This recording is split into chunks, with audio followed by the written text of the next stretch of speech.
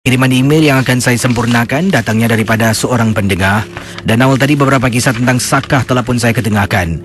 Dan ingatlah sejauh mana kebenarannya. Hanya mereka yang arif dan pakar yang tahu tentang hal ini.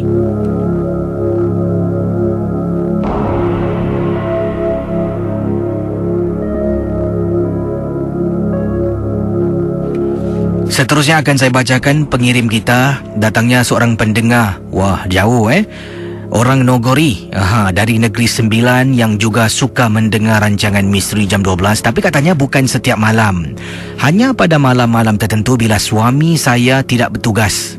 Kalau hari-hari biasa, saya hanya mendengar melalui saluran YouTube sebab saya ni jenis yang penakut. Yang ini kisahnya daripada Kak Fatimah berkongsi. Kak Fatimah dari Negeri Sembilan ketengahkan email pada saya.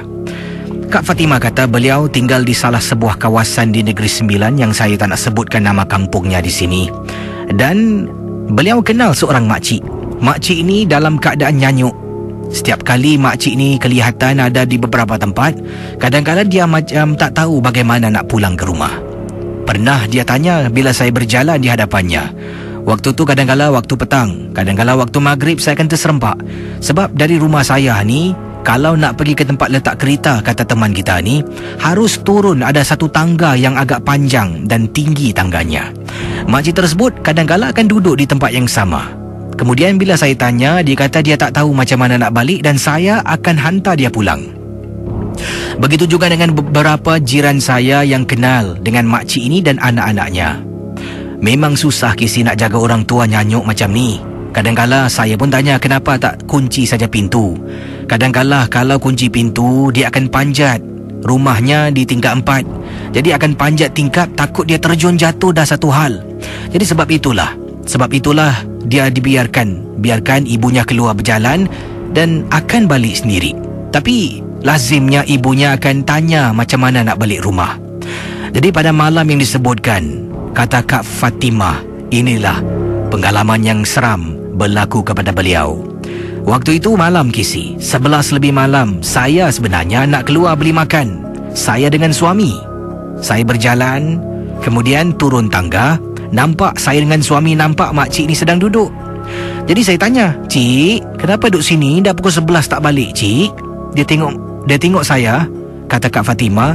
Kemudian, "Makcik tak tahu balik lah. Rumah makcik kat mana Jadi kata Kak Fatimah, saya pun kata pada suami, Abang pergi naik kereta dulu bang. Saya hantar makcik ni balik."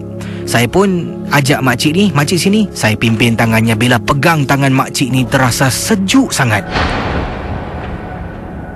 Jadi para pendengar Ria 897, kata Kak Fatimah, saya pun jalan menuju ke arah rumah makcik yang dimaksudkan. Rumah makcik ni di tingkat atas, kena naiklah beberapa tangga. Sampai atas, saya pun ketuk pintu rumah tuan rumah beberapa kali. "Assalamualaikum. Assalamualaikum."